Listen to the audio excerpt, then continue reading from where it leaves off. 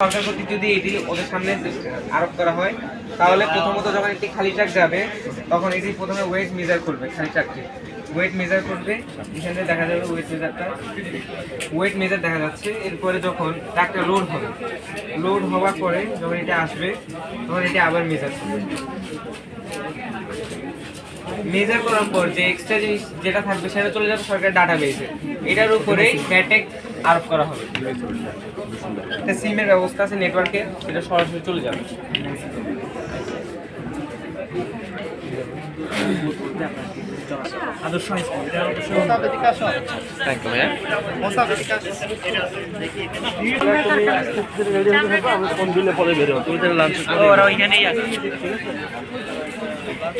প্রযুক্তি কার্ডে বলে ইসলামিক ছাত্র শিবির দেখে দিছে। ইনশাআল্লাহ এই ইসলামিক ছাত্র শিবিরের প্রত্যেকটা কর্মীর হাত ধরে এগিয়ে যাবে বাংলাদেশ।